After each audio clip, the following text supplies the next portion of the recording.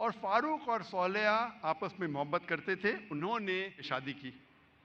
شادی کے 3 مہینے بعد جہاد کا اعلان ہوتا ہے اور فاروق جاتے ہیں جہاد پر. جہاد کے جانے سے پہلے وہ اپنی اہلیہ، اپنی بیوی صالحہ کو 30,000 دینار دیتے ہیں. 30,000 دینار ایک یوکے کے آدمی نے کیلکولیٹ کیا اور کہا کہ وہ ہوتے 2 ملین پاؤنڈ. 2 ملین پاؤنڈ کو میں تبدیل کروں گا روپیے میں، ہو جاتا ہے 15 کروڑ روپیے. وہ دیتے ہیں 30,000 دینار، 2 ملین پاؤنڈ، 15 کروڑ روپیے اپنی اہلیہ کو، اور کہتے ہیں کہ اسے محفوظ رکھو، اسے خرچ مت کرو، میں جہاد کے لیے جا رہا ہوں. اور پھر وہ جہاد کے لیے جاتے ہیں اور کہتے ہیں کہ انشاءاللہ میں 3 مہینے میں واپس لوٹوں گا. ان کے جانے کے چند مہینے بعد ان کی اہلیہ صالحہ کو ایک بیٹا پیدا ہوتا ہے. 1 سال گزرنے کے بعد ان کے شوہر واپس نہیں آتے. 2 سال گزرنے کے بعد واپس نہیں آتے. 2.5 سال بعد ایک شخص آ کے کہتا ہے صالحہ سے کہ میں نے تمہارے شوہر فاروق کو دیکھا کہ وہ گر گئے اور وہ گھائل ہو گئے. پھر چند سال گزرتے ہیں، پھر بھی فاروق واپس نہیں آتے.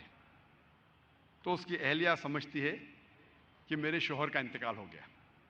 لیکن 30 سال بعد فاروق واپس مدینہ لوٹتے ہیں اور ان کی خواہش تھی کہ میں میری اہلیہ سے ملوں. لیکن وہ بہت پرہیزگار تھے. مدینہ میں آنے کے ساتھ سب سے پہلے جاتے مسجد میں نماز پڑھنے کے لیے. نماز پڑھنے کے بعد وہ دیکھتے ہیں کہ کئی علماء آپس میں علم کے بارے میں گفتگو کر رہے ہیں، اور ان میں سے ایک نوجوان، تقریباً 30 سال کا نوجوان، جس کا نام تھا شیخ عبد الرحمن، وہ سب سے بہترین عالم تھا. وہ اس سے کافی متاثر ہوتے.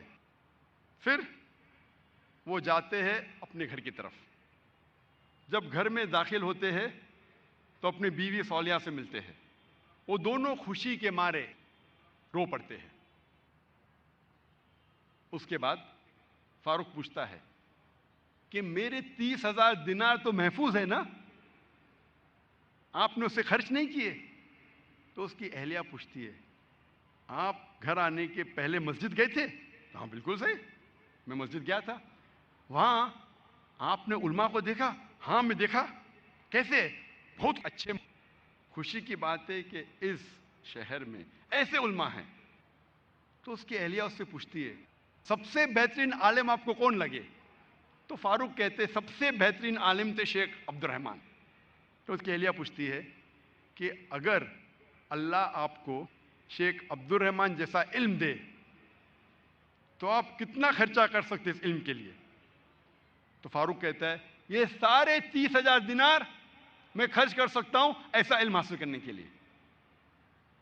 پھر اس کی بیوی پوچھتی ہے کہ اگر آپ کا بیٹا ہو، اسے ایسا عالم بنانے کے لیے آپ کتنا خرچ کریں گے؟ تو فاروق کہتے میں 30,000 دینار سے زیادہ خرچہ کر سکتا ہوں، 15 کروڑ روپے سے زیادہ خرچہ کر سکتا ہوں اپنے بیٹے کو شیخ عبد الرحمن بنانے کے لیے. تو اس کی اہلیہ کہتی ہے آپ کے جانے کے بعد مجھے ایک بیٹا پیدا ہوا اور یہ شیخ عبد الرحمن آپ کا بیٹا ہے، اور آپ کے 30,000 دینار میں نے خرچ کیے اس کو عالم بنانے کے لیے. آپ سوچ سکتے اس وقت بیٹے کو عالم بنانے کے لیے والدہ خرچہ کرتی ہے 30,000 دینار، 2 ملین پاؤنڈز، 15 کروڑ روپے. آج کون سا مسلمان اپنے بیٹے کو عالم بنانے کے لیے 15 کروڑ روپیہ خرچہ کرنے کو تیار ہے؟ ہاں ڈاکٹر بنانے کے لیے نو پرابلم، ڈونیشن دیں گے، رشوت دیں گے، 10 لاکھ، 15 لاکھ، 20 لاکھ، 50 لاکھ، 1 کروڑ. ڈاکٹر امریکہ بھیجنے کے لیے میرا بیٹا امریکہ میں پڑھ رہا ہے، 2 کروڑ خرچہ کریں گے، 3 کروڑ خرچہ کریں گے. کیوں؟ بیٹا امریکہ میں پڑھ رہا ہے. اسٹیٹس.